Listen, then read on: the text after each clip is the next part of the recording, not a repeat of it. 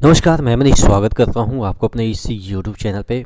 दोस्तों, आज हम बात करने वाले हैं ग्रेड 1 के यानी कि आरआरबी टेक्नीशियन के ग्रेड 1 के एलिजिबिलिटी की बात करेंगे और कहां पे कितना वैकेंसी है उसकी भी बात करेंगे। लेकिन सबसे बड़ी कन्फ्यूजन ये है कि हम ये ब्रांच से कर रखे हैं, हम सिविल से हैं, हम बीएससी में मैथ्स पढ़े हैं लेकिन फिजिक्स बहुत सारे सब्जेक्ट रहे हैं। तमाम जितने भी आपके क्वेरी है वो हम इस वीडियो में डिस्कस करेंगे, तो चैनल पे नए हैं तो सब्सक्राइब कर लीजिएगा। इसी तरीके से सभी ट्रेड के बारे में हम डिस्कस करेंगे। लगातार वीडियो आपको 1-2 दिन तक सब क्लियर हो जाएगी, तो अभी 1-2 दिन वेट कर लीजिएगा, फॉर्म फिल मत कीजिएगा जब तक कि क्लियर नहीं हो जाता है। 1-2 दिन में सभी हम 3-4 वीडियो में क्लियर कर देंगे। सभी के अलग अलग वीडियो बनाएंगे तभी समझ में आएगा, क्योंकि एक ही वीडियो में बनाएंगे तो इतना लंबा हो जाएगा, 1-2 घंटे तो लग ही जाएगा, तो सबको पॉसिबल नहीं है एक ही वीडियो में। कल मैंने जैसे फिल्टर के लिए बताया था उसी तरीके से आज हम सिग्नल की हम बात करेंगे। ग्रेड 1 की जो वैकेंसी है उसकी बात करेंगे। आज हम बात करने वाले हैं रेलवे टेक्नीशियन की ग्रेड 3 की बेस्ट बुक का, जो कि चच्चू प्रकाशन की तरफ से निकली है। ये स्टडी गाइड है जिसमें कि आपको mathematics, reasoning, general science, general awareness and current affairs को इंक्लूड किया गया है। लेटेस्ट पैटर्न पे ये आधारित बुक है। आपको 2500 प्लस कल्पीय प्रश्न विथ व्याख्या मिल जाते हैं, 2 सॉल्व पेपर मिल जाते हैं। साथ ही साथ कॉम्बो बुक पैकेज के तहत आप रेलवे के रीजनिंग के बुक और मैथ्स के बुक और आप सामान्य अध्ययन के book chapter wise solve paper आप खरीद सकते हैं। ये तीनों बुक भी आपकी प्रिपरेशन को बूस्ट करवा सकता है।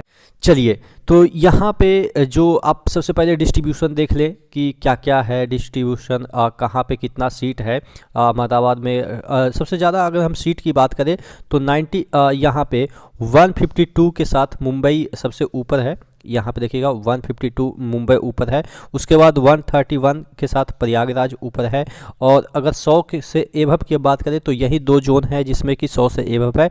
उसके बाद आपके आ जाते हैं बिलासपुर में 95 है, तो ये 3rd नंबर पे आ जाते हैं। और उसके बाद अगर 95 के बाद हम देखें तो 74 है, 76, हाँ 76 जो है वो सबसे ज़्यादा वैकेंसी है 5th पे। यहाँ पे नीचे जाइएगा तो 76 है सिकंदराबाद, 76 सिकंदराबाद। और उसी तरीके से अगर हम सबसे ऊपर जाते हैं तो आपके जो है अहमदाबाद 74 के साथ 6th पे होगा। और उसके बाद यहाँ पे 79 भी है एक भोपाल का, तो आप समझ सकते हैं।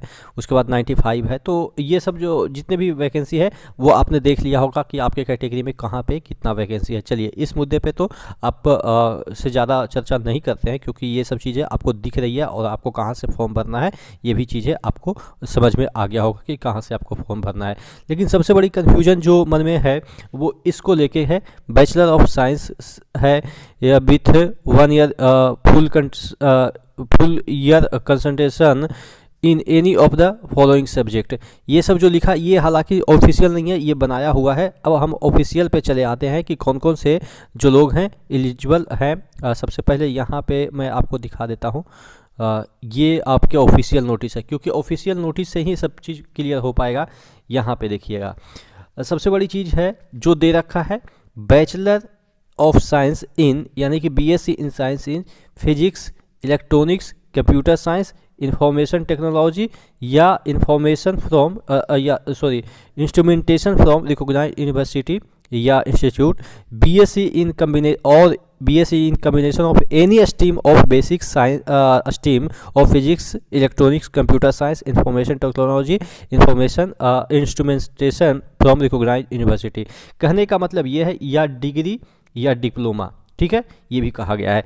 तो मेन जो फोकस है वो किस पे है, फिजिक्स, इलेक्ट्रॉनिक्स, कंप्यूटर साइंस और इंफॉर्मेशन टेक्नोलॉजी, यानी कि 1, 2, 3, 4 ये 4 ही सब्जेक्ट से आपने बीटेक कर रखा हो, बीएससी कर रखा हो या आपने डिप्लोमा कर रखा हो, यानी कि 4 ही सब्जेक्ट होना चाहिए। तो अब कन्फ्यूजन ये आ जाती है कि जो आपका बीएससी अगर हम बात करें फिजिक्स से, बहुत सारे बच्चे ये कह रहे हैं मुझे मैसेज करके और आरआरबी को भी मैसेज किए हैं कि सर मैं तो बीएससी किया हूँ, मैथ्स से किया हूँ, लेकिन हमारा 2 साल तक उसमें फिजिक्स भी था, तो क्या हम भर सकते हैं। देखिए, यहाँ पे बीएससी मेन फोकस किस पे है, आपके फिजिक्स पे। सब्सिडरी सब्जेक्ट आपके मैथ्स हो सकते हैं,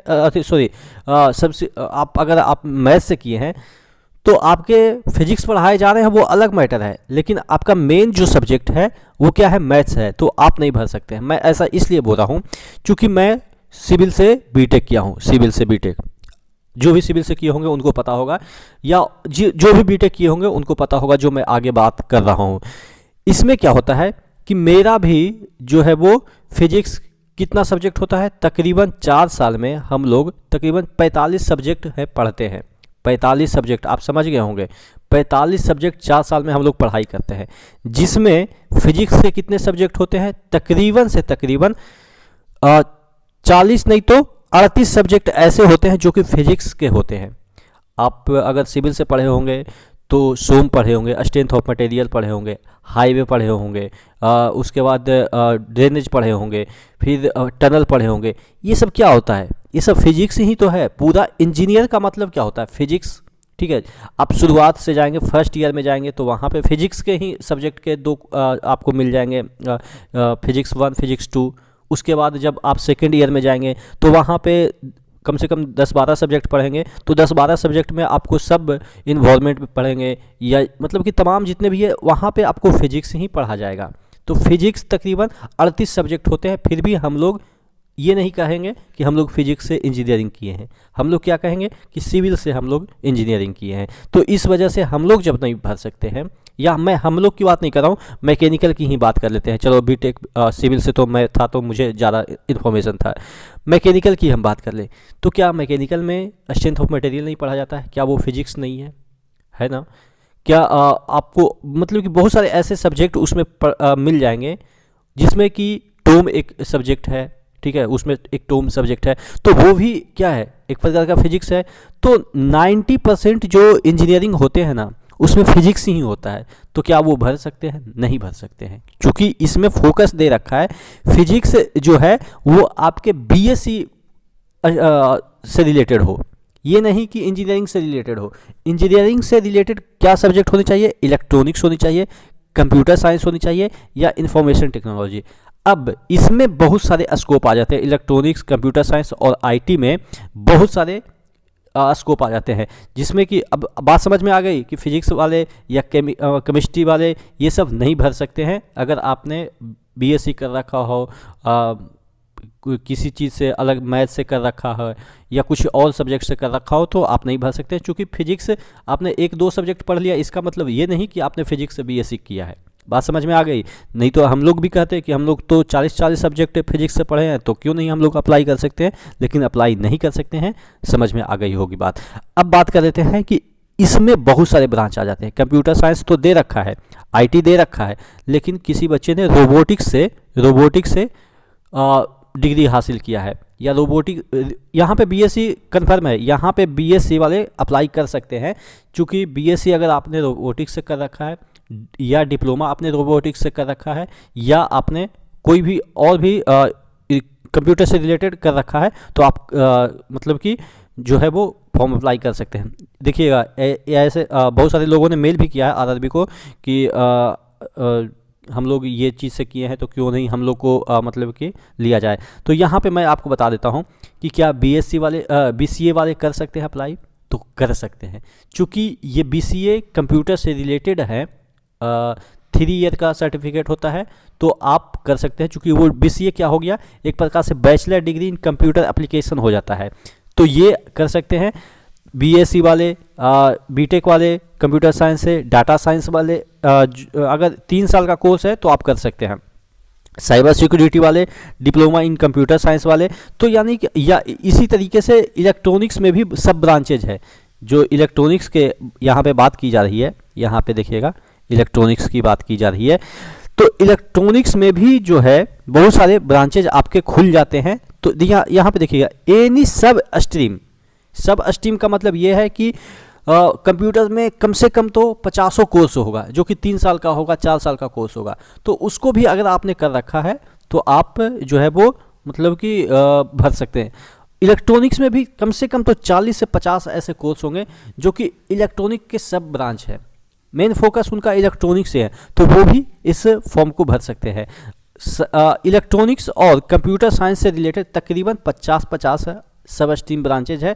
ध्यान देने वाली बात है, डिप्लोमा वो 6 महीने वाला डिप्लोमा नहीं चलेगा, कम से कम तो 3 साल का डिप्लोमा होना चाहिए इलेक्ट्रॉनिक्स या कंप्यूटर साइंस के सब स्ट्रीम ब्रांचेज में। तो कुछ मैंने जैसे इसमें बता दिया है कि कंप्यूटर से रिलेटेड ये सभी सब ब्रांचेज है, इसमें इसी तरीके से कम तो 50-60 है, आपको आसानी से पता चल जाएंगे, बहुत सारे किए होंगे तो, कि इसी तरीके से 3 साल का कोर्स होता है, तो वो अप्लाई कर सकते हैं। लेकिन मैं आपको बता दूं कि बीएससी जो आपने मैथ से कर रखा है या किसी और से कर रखा है तो वो नहीं अप्लाई कर सकते हैं, बशर्ते कि आपने फिजिक्स से ही नहीं किया है तो आप नहीं कर सकते हैं। बात समझ में आ गई होगी। इसी तरह के वीडियो के लिए बने रहेगा चैनल पे। नेक्स्ट वीडियो में मिलते हैं, तब तक के लिए जय हिंद।